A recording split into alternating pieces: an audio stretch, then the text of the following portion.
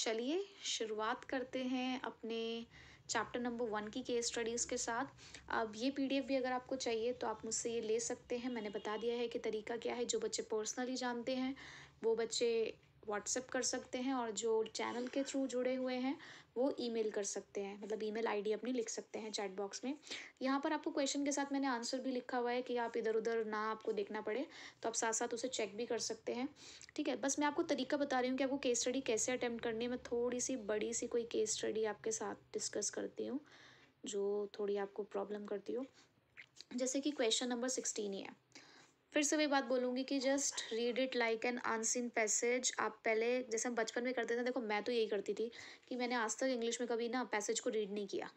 मैं क्वेश्चन पढ़ती थी, उसके बाद मैं ढूंढती थी कि ये वाले क्वेश्चन, ये वाली लाइन कहाँ है पैराग्राफ में, फिर उससे आंसर ढूंढ के लिख लिया करती थी। आई नो आजकल थोड़ा सा ट्रेंड चेंज हो गया है, थोड़ा बहुत पढ़ना पड़ता है पैसेज। हाँ, थोड़ा बहुत पढ़ लेते थे जब नहीं कोई आंसर मिलता था, लेकिन उससे पहले तो हम यही हमारा क्राइटेरिया रहता था। ठीक है, तो अब पहले मैं क्वेश्चन पढ़ती हूँ कि मुझसे पूछा क्या जा रहा है, क्योंकि मुझे पहले 12 चैप्टर में से अपने जो स्कोप है अपने आंसर को रिस्ट्रिक्ट करना है कि कौन से चैप्टर का क्वेश्चन है। उसके बाद मैं देखूंगी कौन से टॉपिक का है। तो जैसे क्वेश्चन नंबर 16 में मैं अगर देखूं तो नीचे क्वेश्चन है identify the various features of management. इसका मतलब चैप्टर 1 का क्वेश्चन है। अब चैप्टर नंबर 1 में से भी उन्होंने मुझसे फीचर बोला है। अब आपको एक्रोनिम्स याद होंगी। अब आपको एक्रोनिम्स याद है, जो जिसने जैसी मर्जी अपने हिसाब से बनाई है, जो मैंने बनाई थी वो याद करिए, जो भी आपकी इच्छा है। आप साइड में वो एक्रोनिम्स लिख लो और एक बार ज़रा माइंड में दिमाग में डाल लो कि यार कंटिन्यूअस है, मल्टी डायमेंशनल है, ग्रुप एक्टिविटी है, गोल ओरिएंटेड है, ऑल परवेसिव है, इंटेंजिबल फोर्स है, डायनामिक है। अपने साइड में एक बार वो एक्रोनिम का बस इनिशियल्स लिख लिए हैं। ठीक है, अब आप पढ़ो क्वेश्चन को कि अब आपसे क्वेश्चन में क्या पूछा गया है। Anju and Manju are good friends. Considering the cast that the activities involved in managing an enterprise are common to all organization. Underline. Common to all organisation. पता चल गया, हल्का सा अंडरलाइन करना, एग्जाम में अलाउड नहीं होता है कि आप बहुत ज़्यादा आंसर्स ढूंढ सको। After completing their masters in business both of them take up the job at manager level at different organisation as per the individual areas of interest. Anju takes up the job at manager level. Anju takes up the marketing job in retail company and strives to increase the sales, where the Manju joins NGO and works diligently to realize its objective related to providing employment to specially abled person. सबसे पहले तो Anju takes up marketing job in retail company and strives to increase sale. उसके बाद Manju joins work diligently to realise his objective of providing employments. ठीक है, both of them have to perform a series of continuous and composite but separate function. बिल्कुल exactly ये line आपको याद आ रही होगी, अंडरलाइन कर दो कि सुना सुना सा कुछ लग रहा है। अंजू में spend more time in planning a future display layout. On the other hand, she may spend timing sorting out the employees problem. Both Anju and Manju make the conscious efforts to build a feeling of team spirit and coordination among diverse individuals with different needs who work under them. The effect of their management is noticeable in their respective department as targets are met according to plans, employees are happy, there is a orderliness in functioning rather than chaos. कितना कुछ मिल गया, अगर आपने याद किए हो ढंग से तो बहुत कुछ मिल गया अंडरलाइन करते ही। स्टार्टिंग में हमने जो अंडरलाइन किया वो common to all organisation, all pervasive को डिफाइन कर रहा है। मंजू और अंजू ने कुछ अपने अलग अलग गोल सेट किए तो गोल ओरिएंटेड था। कॉन्टिन्यूअस और कॉम्पोजिट फंक्शन की बात हुई तो कंटिन्यूअस फंक्शन है।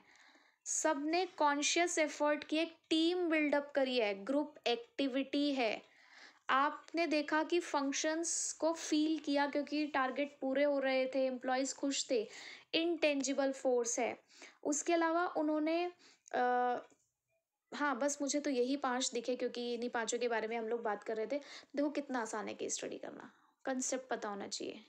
अगर आपने नहीं फंक्शंस पढ़े हैं तो देखो आपको नहीं पता चलेगा। और अगर आप देखो, मैंने कहा था ना प्रॉपर एनसीईआरटी की लाइंस लर्न करो, देखो वही लिखी है क्वेश्चन के अंदर, ऐसे बिल्कुल एग्जैक्ट लाइंस लिखी होती हैं। अगर आपने पढ़ा होगा ना बहुत आसानी से आइडेंटिफाई कर लोगे। चलो मैं एक क्वेश्चन और डिस्कस करती हूँ, ठीक है। तो इसके बाद आप खुद क्वेश्चन ट्राई करना, अगर आपको नहीं समझ आए तो फिर मुझे बताना, ठीक है। अब देखो मैं ये कोऑर्डिनेशन वाला एक डिस्कस कर रही हूँ। पहले मैंने देखा मुझसे क्या पूछा जा रहा है, identify and explain the quality of management that Kartik has introduce in working of the production department as corrective measure to control the output of the workers. नीचे वाले को देख के ऐसा लग रहा है कंट्रोलिंग है, और क्वालिटी ऑफ मैनेजमेंट को देख के लग रहा है कि मैनेजमेंट वाले चैप्टर में से है, यानी कि 8 और 1 में से थोड़ा सा कन्फ्यूजन है। नीचे देखते हैं, state briefly 2 points highlighting the importance of quality of management. देखो अगर 8 चैप्टर का अगर ये क्वेश्चन होता तो क्वालिटी ऑफ मैनेजमेंट नहीं लिखा होता, फंक्शन ऑफ मैनेजमेंट लिखा होता। तो इसका मतलब 8 चैप्टर से तो नहीं है क्वेश्चन। क्वेश्चन है हमारा ये चैप्टर नंबर 1 से। अब देखते हैं किस बारे में है। Karthik joins a garment factory as plant supervisor in Lucknow. He observes that the output of the some workers is very low as compared to the standard set. On analyzing the reason, he finds out a lot of time the worker is wasting in getting the requisites material from the store, whereas on asking the storekeeper complains that there is no harmony in the working of the production department.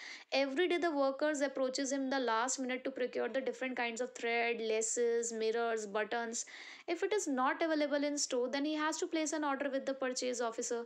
As a result, a lot of time of the workers is wasted. So in order to integrate the various production activity, henceforth, Karthik ensures that storekeeper is informed well 3 days in advance about the requisite materials. Consequently, the storekeeper is able to keep the material ready for the workers every morning in accordance with their requirements. देखो यहाँ पर बात हुई है कि आपस में mail जोल नहीं था, वो टाइम पे बताते ही नहीं थे उसे कि उसे उन्हें सामान चाहिए। अब अगर आप पहले से ही बातचीत करके रखते, आपसदारी रखते, तो टाइम से काम हो जाता ना। कार्तिक ने ये ऑब्जर्व किया कि इनके बीच में कुछ कमी है, आपस में मेल जोल की कमी है, कोऑर्डिनेशन की कमी है, कोऑर्डिनेट नहीं कर रहे हैं एक साथ एक दूसरे के साथ। तो मिल गया, क्वालिटी कौन सी थी मैनेजमेंट की जो यहाँ चाहिए थी, कोऑर्डिनेशन। उन्होंने कहा वही कोऑर्डिनेशन की 2 इंपॉर्टेंस ऐसी बता दो जो आपको ऊपर नजर आ रही हो कि क्या हुआ है। कौन सी 2? देखो आपने देखा एक तो फंक्शंस अलग अलग थे, है ना।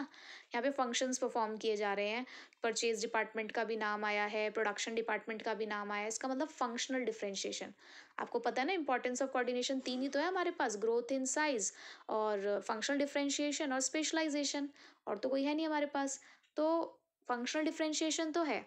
उसके बाद देखो उसने ये बोला ना स्टार्टिंग में कि यहाँ पर हमें अब देखो स्पेशलाइजेशन तो बिल्कुल भी नहीं है यहाँ पे, क्योंकि यहाँ पे कोई स्पेशलिस्ट की बात नहीं हुई, उनके ओपिनियंस की बात नहीं हुई, तो स्पेशलाइजेशन तो बिल्कुल नहीं है। तो दूसरा कौन सा बचा हमारा, ग्रोथ इन साइज। भाई ऑब्वियस सी बात है, उन्होंने बोला कि उसने अभी गारमेंट फैक्ट्री अपनी स्टार्ट करी है, तो गारमेंट फैक्ट्री के अंदर उसने लोगों को रखना शुरू किया है, तो पूरे डिपार्टमेंट में काम चल रहा है, तो इसका मतलब क्या है, ग्रोथ इन साइज ही वाला हुआ। तो वो आपका आंसर मिल गया आपको। तो केस स्टडी इसी तरीके से आपको करनी है, पहले क्वेश्चन देखो क्या पूछा गया है, फिर उसमें से भी देखो कि टॉपिक कौन सा है, अपने आंसर को रिस्ट्रिक्ट करो उस पर्टिकुलर टॉपिक तक, फिर क्वेश्चन को रीड करो, और जो लाइन आपको थोड़ी मिली जुली सुनी सुनी से लगती है ना, उसको अंडरलाइन कर लो, फिर बाद में देखो कि वो किस चीज़ से जुड़ी है, उस टॉपिक के कौन से पार्ट से जुड़ी है। ठीक है, तो मैंने आपको एक आइडिया दे दिया है कि किस तरीके से केस स्टडी सॉल्व करते हैं।